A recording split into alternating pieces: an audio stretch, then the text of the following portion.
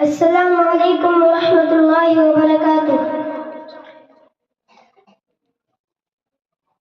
نحمده ونصلي على رسوله الكريم، اما بعد، اعوذ باللہ من الشیطان الرجیم، بسم اللہ الرحمن الرحیم۔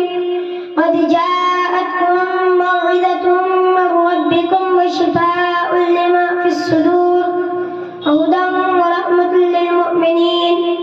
فقد قال النبي صلى الله عليه وسلم: خيركم من تعلم القرآن وعلمه، أو كما قال عليه الصلاة والسلام۔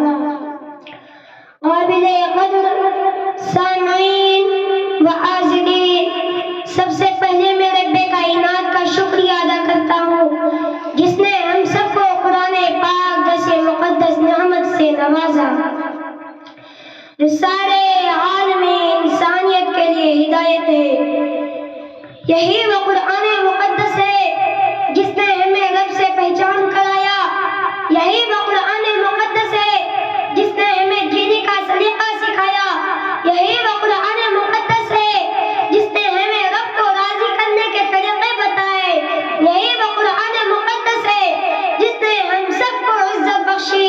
یہی وہ قرآن مقدس ہے جن سے انسانیت کا سبق سکھایا۔ یہی وہ قرآن مقدس ہے جس نے غریبوں، یتیموں، بے کسوں اور مسکینوں سے رحم کرنے کا حکم دیا۔ یہی وہ قرآن مقدس ہے جس نے جھوٹ، غیبت، چغلخوری، زناکاری، سود، رشوت اور حرام کاری سے بچنے کا حکم دیا۔ اللہ رب العزت کا فرمان ہے: یا ایھا الناس قد جاءتکم موعظۃ من ربکم وشفاء لما فی الصدور وہدی ورحمۃ للمؤمنین۔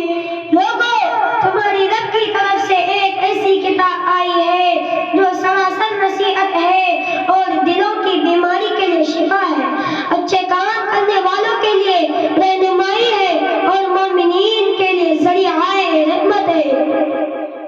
حضرت سامعین، قرآن پاک ہمیں نصیحت کرتا ہے۔ قرآن کی یہ نصیحت بالکل عام ہے، وہ سب کو بھولا ہوا سبق یاد دلاتا ہے اور اپنے خالق و مالک کی طرف پلٹ کر آنے کی بار بار دعوت دیتا ہے۔ کہیں وہ انسان سے سوال کرتا ہے کہ اس کتاب میں تمہارے لیے نصیحت و خیر خواہی کی باتیں ہیں، اگر تم اس سے منہ موڑ کر کہاں جا رہے ہو؟ کسی مقام پر وہ پوچھتا ہے کہ یہ کتاب جو ہم نے نازل کی ہے بڑی بابا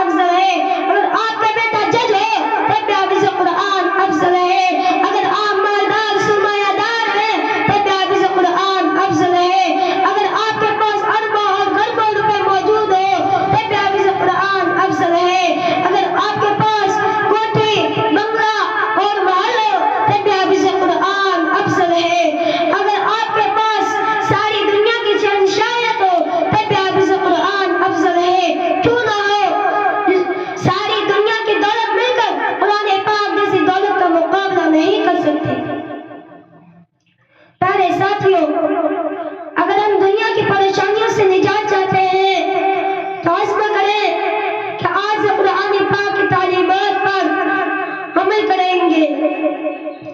محترم سامعین، اگر ہم سب دنیا کی پریشانیوں سے نجات چاہتے ہیں تو ہمیں قرآن پاک پر عمل کرنا ہوگا۔ اگر ہم دنیا کی پریشانیوں سے نجات چاہتے ہیں تو ہمیں قرآن پاک پر عمل کرنا ہوگا۔ اگر ہم ذلت سے بچنا چاہتے ہیں تو قرآن پاک پر عمل کرنا ہوگا۔ اگر ہم بزدلی سے بچنا چاہتے ہیں تو قرآن پر عمل کرنا ہوگا۔ اگر ہم دشمن کے شر سے بچنا چاہتے ہیں تو قرآن پر عمل کرنا ہوگا۔